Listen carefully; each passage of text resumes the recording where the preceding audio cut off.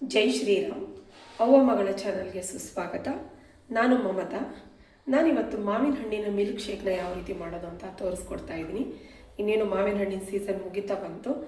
ಸಾಧ್ಯವಾದಷ್ಟು ಅದರಿಂದ ಏನೇನು ಜ್ಯೂಸ್ ಆಗಲಿ, ಸ್ವೀಟ್ಸ್ ಆಗಲಿ, ಏನು ಮಾಡ್ಕೊಂಡು ತಿನ್ಲಿಕ್ಕೆ ಸಾಧ್ಯನೋ ಅದೆಲ್ಲವನ್ನು ತಿರ್ಗಾ ನೆಕ್ಸ್ಟ್ ಇಯರ್ ಬರೋವರೆಗೂ ಕಾಯಬೇಕಾಗುತ್ತೆ.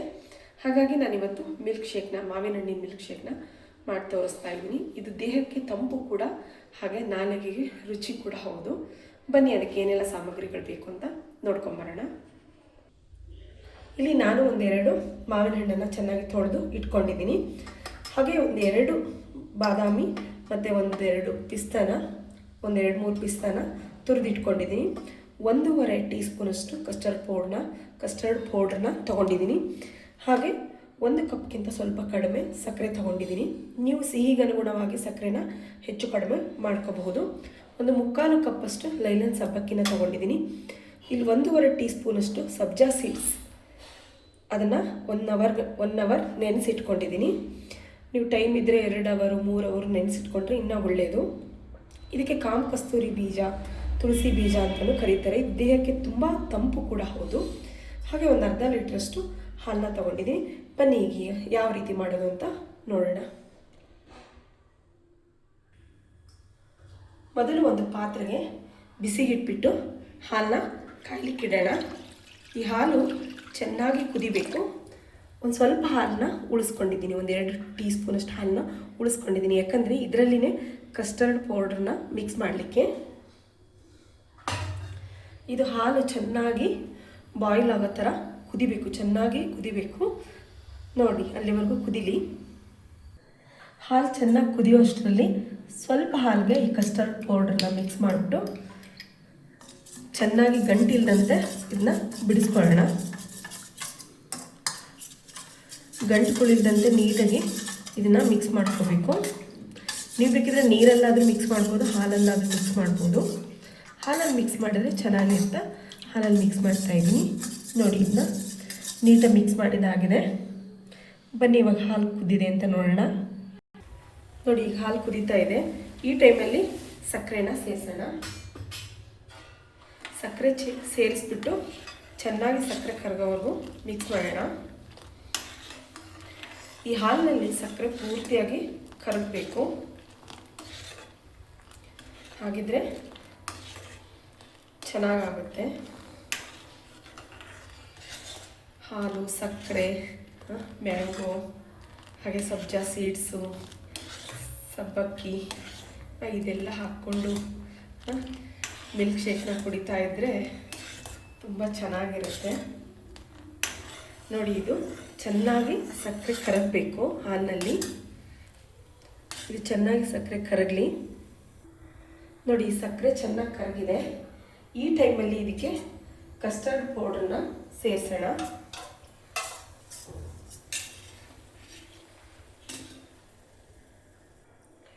ನೋಡಿ, ಈಗ ಕಸ್ಟರ್ಡ್ ಪೌಡ್ರನ್ನ ಸೇರಿಸ್ತಾ ಇದ್ದೀನಿ. ಇದು ಸ್ವಲ್ಪ ಗಟ್ಟಿಯಾಗೋವರೆಗೂ ಕುದಿಸ್ಕೊಳ್ಳೋಣ.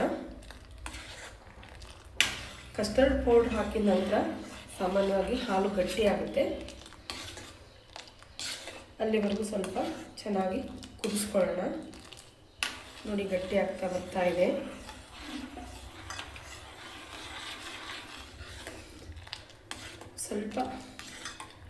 ಇನ್ನೂ ಸ್ವಲ್ಪ ಗಟ್ಟಿ ಆಗೋವರೆಗೂ ಇದನ್ನು ಕುದಿಸ್ಕೋಬೇಕು.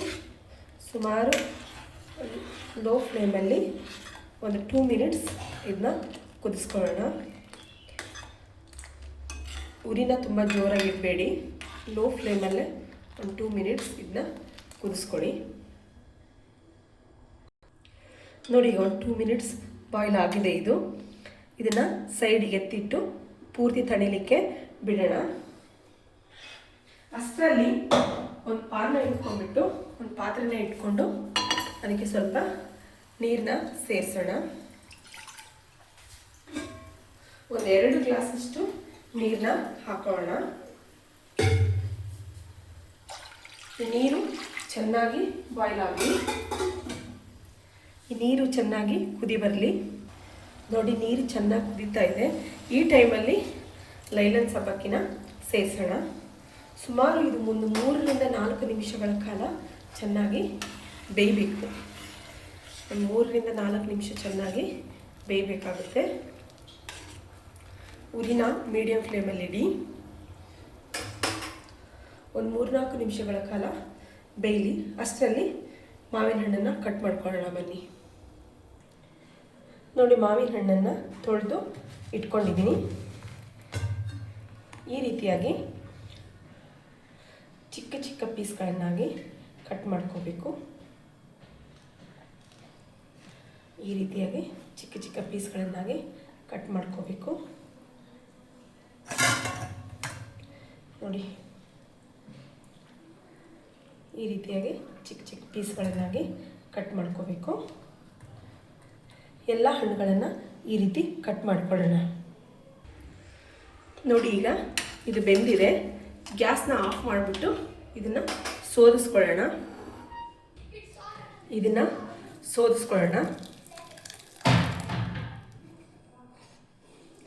ನಂತರ ಇದಕ್ಕೆ ಮೇಲ್ಗಡೆಗೆ ಸ್ವಲ್ಪ ತಣ್ಣೀರನ್ನ ಹಾಕೋಣ.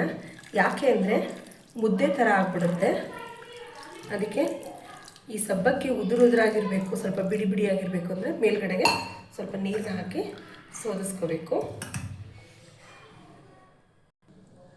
ನೋಡಿ, ಈ ರೀತಿ ಚಿಕ್ಕ ಚಿಕ್ಕ ಪೀಸ್ಗಳನ್ನು ಒಂದು ಬಟ್ಲಷ್ಟು ಎತ್ತಿಟ್ಕೊಂಡಿದ್ದೀನಿ.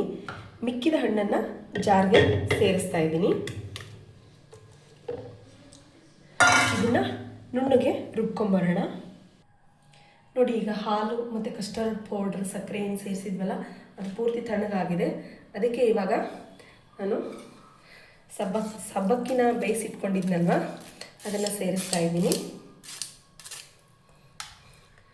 ಹಾಗೆ ಜೊತೆಗೆ ಮಾವಿನ ಹಣ್ಣನ್ನು ರುಬ್ಬಿಟ್ಕೊಂಡಿದ್ದೀನಲ್ವ ಅದನ್ನು ಕೂಡ ಸೇರಿಸ್ತಾ ಇದ್ದೀನಿ. ಇದಕ್ಕೆ ನೀರೇನು ಸೇರಿಸಬಾರ್ದು, ಹಾಗೆ ರುಬ್ಕೋಬೇಕು. ನೋಡಿ, ಇದೆಲ್ಲವನ್ನು ಪೂರ್ತಿ ಸೇರಿಸಿ ಮಿಕ್ಸ್ ಮಾಡ್ತಾ ಇದ್ದೀನಿ. ಹಾಗೆ ಒಂದು ಸ್ವಲ್ಪ ಮ್ಯಾಂಗೋ ಕಟ್ ಮಾಡಿ ಇಟ್ಕೊಂಡಿದ್ದೀನಲ್ವ ಅದನ್ನು ಕೂಡ ಸೇರಿಸ್ತಾ ಇದ್ದೀನಿ. ಹಾಗೆ ಸಬ್ಜಾ ಸೀಡ್ಸನ್ನು ನೆನೆಸಿಟ್ಟಿದ್ನಲ್ವ ಅದನ್ನು ಕೂಡ ಸೇರಿಸ್ತಾ ಇದ್ದೀನಿ. ಇದೆಲ್ಲವನ್ನು ಸೇರಿಸಿ ಚೆನ್ನಾಗಿ ಮಿಕ್ಸ್ ಮಾಡೋಣ.